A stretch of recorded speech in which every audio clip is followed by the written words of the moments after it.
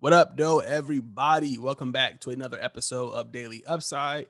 I'm your host, Keenan Rivals. If you're new to this show, we talk about sports and sports card investing. If you guys haven't already, please do me a favor. Go ahead and hit that subscribe button. It means a lot. Give a like to the video for the YouTube algorithm. Those little things mean so much. I have courses, I have memberships, but it's really those likes and subscriber numbers that matter the most right now. Also, if you haven't already, definitely hit me up on Twitter. Greatly appreciate it if you guys can give me a follow there. Let me know you're from the show. I'll shoot you a follow back. And of course, good on Instagram, where I post most of my card and my card investing strategies. Getting into today's show, got a little bit of sports cards news. We all know that Bogdanovich kind of went down for the Hawks. He was a weird sign to me. I don't really feel like they needed him, but they picked him up anyway. And, we have no idea when he's going to come back. For those of you who didn't see the injury, it was kind of freaky. Some people said it looked kind of like an ACL type thing, but it's listed as a knee injury. But yeah, he has no return. Injuries suck. I hate to see them, especially when they were just high profile players. I mean, any player, it sucks, but it really sucks when you bring a new guy to your team. He's just learning the system and then he goes down. And hopefully, Bogdan, he's good to go. He's a great shooter, great player. But this is going to open up some room for some of the other players on the Hawks. They have a super young team, so a lot of those guys are, just being developed, and opportunity is kind of all they need. Again, Bogdanovich's injury is horrible, but you guys know I'm a big Kevin Herter fan, and I believe that's going to open up the floor for him a little more. Right before Bogdanovich got injured, we saw him get entered into the starting lineup, and they benched Cam Reddish. I'm still bullish on the fact that I think Kevin Hurt is going to end up being their starting shooting guard just because of the floor spacing that he offers. And I think Cam Reddish is going to kind of come off the bench and kind of be that first scorer for them, but just not in the starting lineup.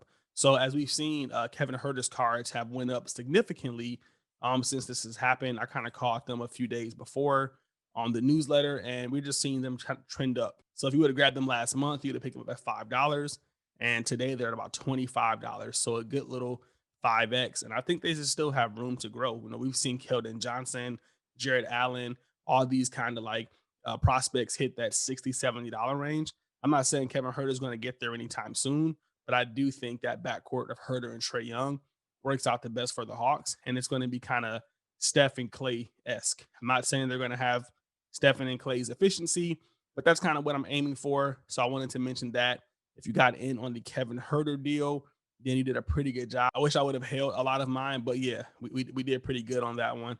And with the recent rise in Prism, I still think they have some room to grow. Moving on, I kind of talked about this in my Discord yesterday. I was kind of letting everybody know, hey, let's keep an eye on this COVID thing. Let's not get too bullish. Let's make sure that we're optimistic about the NBA season, but we're also just making some smart plays.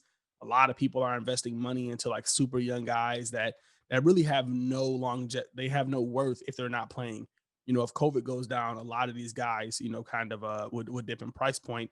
But I read this article, on the Athletic, and for the most part, it just led to a lot of optimism. It said the NBA is kind of confident in what they're going to do. They're expecting January to be a dark month, but they think February they're going to be able to plow through this and continue the season. So for those of you who are looking into the COVID thing and you're kind of worried or maybe you haven't gotten in yet because of this, things are looking pretty good. I think they met yesterday and they came up with some new, league rules or whatever the case may be. I'm not too familiar with them, but yeah, they're meeting up. They're talking about it. They're innovating and they're improvising every step of the way. So it looks like we have nothing to worry about as of now. Now, looking into the investment side of thing, I wanted to take some time and talk about NBA Top Shot. You guys know I've been really big on Top Shot. I've been trying to get people into it because it's just a crazy market right now. I love being on the forefront of markets because it's really just the wild, wild west. I think the best thing about Top Shot is that we're going to kind of create the rules for it because they have not been created yet. So that's something that I'm currently working on. I wanted to show you like my last sales or buys or just my activity within the last 24 hours. As you can see, the platform is pretty active. I mean, this is the last 7 days of my activity, and there's a lot of moments sold, a lot of moments purchased.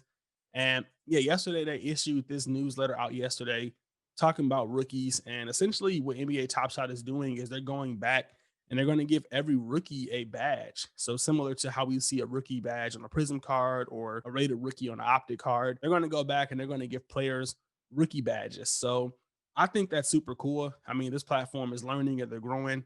I plan on working with them really soon to kind of maybe implement some of the card world features into these moments and you know something like this. This would have been the idea that I had. Like, hey, let's go back and give those rookies some, you know, rookie badges. And I think that this just adds so much more value to the rookie cards. So if you're somebody who likes Bobo, you know, he's eventually going to get that rookie stamp. And, you know, getting a Bobo rookie for $3 or getting a Bobo dunk rookie for $8, it's just a really good deal in my opinion. You know, it's comparable to a sports card. You know, if you look at LaMelo, for example, this is his first assist and it's shot up just because it's probably a rookie moment and people are feeling that idea. And what's really cool is that NBA Top Shot, they're doing like some retro moments. I know they can't do it for every player, but they're actually this is the moment from Giannis's rookie year, and that too is going to get a rookie badge. Now they did say they're going to distinguish the fact that even though this is a rookie moment, it wasn't produced in his rookie year. Like it's going to be kind of like a throwback or a retro or a buyback in a certain sense if you're looking at the sports cards world. So yeah, since that has been announced, this card has just went insane. If you look at the sales, you can see that just yesterday this was going for $310. We had one in at 400. I know one of the guys in the Discord picked it up. I think it was actually this one that he picked up. And now the card's trending and it's going for $1,450. So adding that rookie stamp, educating the market, letting people know that this is actually a rookie moment because many people didn't know has just gave it a 5x value. So super excited about that. Going to continue to share with you some NBA Top Shot moments because I think it's just a fun thing to do.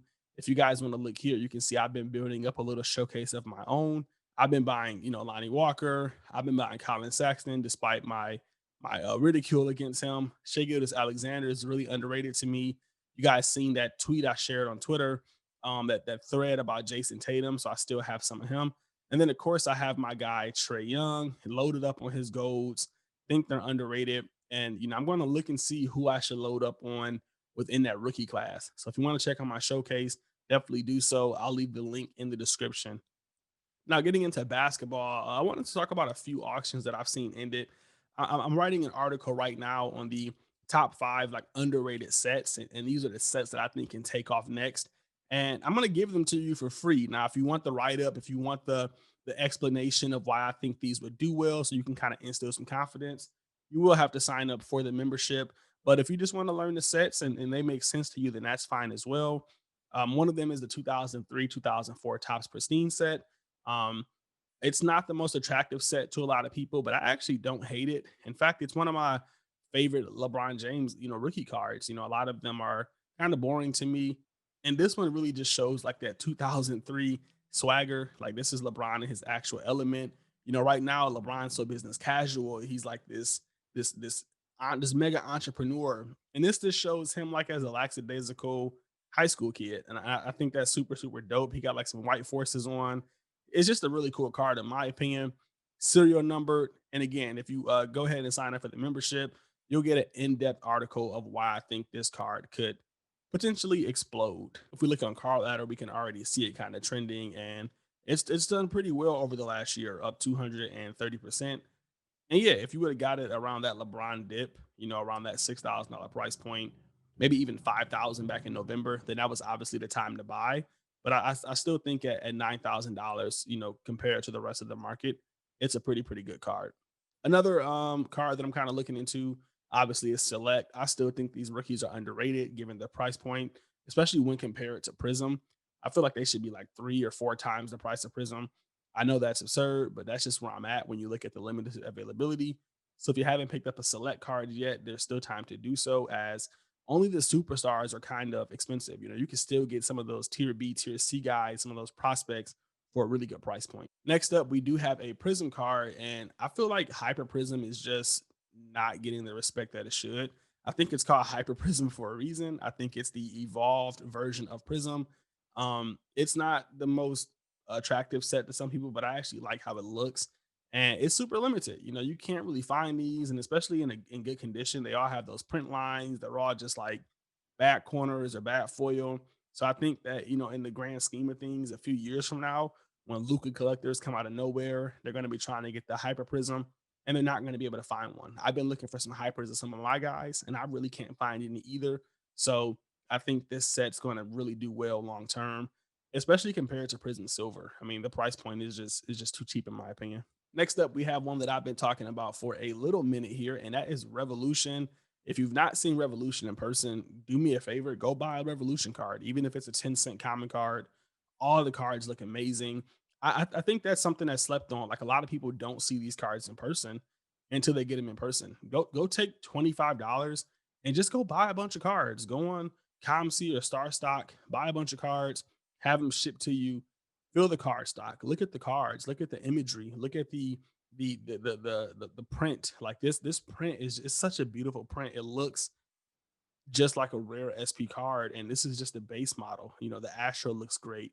They all look great, all the parallels. So I'm big on Revolution. I actually wrote an article about it, but we're going to do an updated version in this new blog post that's coming out on Friday. So again, if you haven't subscribed, I definitely recommend you to do so. And last but not least here, Giannis's Hoops Gold. This isn't really set focused, but you'll kind of get the idea once you read the post. I think Giannis's Hoops Gold is undervalued though for those who don't need all the extra information. It's one of his only cards that like shows him dunking the ball. It's one of the only cards that like to me this card says like, hey, we're confident that Giannis is going to be a star, while his other cards don't really say that. I know that sounds weird, but I think imagery matters, and this is one of the best cards in terms of just this Giannis, like showing some kind of authority or some kind of aggression. Outside of that, I believe that it's one of his rare paper cards. It's either going to be Panini or Hoops that's going to be kind of considered like the tops, and then one's going to kind of be considered the upper deck. So we'll see how that plays out. But I think him having the Hoops Gold and it being somewhat accessible, as opposed to Panini having the Gold Knight, which isn't accessible, is going to do well for the Hoops card. So again, if you want to read that full description, definitely check out the article. I'll leave the link to the subscription down below. And yeah, that's it for the top five guys. So we had Hoops, we had Revolution, we had Hyper Prism, we had Select Courtside, and then we had Tops Pristine. So I can't wait to share all the detailed information about that. If you guys haven't already, definitely head to High Upside Show to subscribe to the newsletter, and you'll get that in your inbox on Friday. Tomorrow, we're actually dropping the sports cards pick of the week. We're back to doing that. It was supposed to come out last week, but we've just been kind of busy here. So I already had that written up and ready to go. And yeah, we're back on schedule with this content, guys. So I'm excited to share this with you. Definitely let me know what you think about these plays, what you think about NBA Top Shot and these rookie badges. I think this is going to be huge for Top Shot. Super excited about it. I can't wait to end this podcast so I can just dive into their moments and see what the underrated rookies are. So if I find those, I'll definitely let you guys know in the Discord. But that's it from me, guys. Signing off here. I'll catch you in the next one. Happy investing.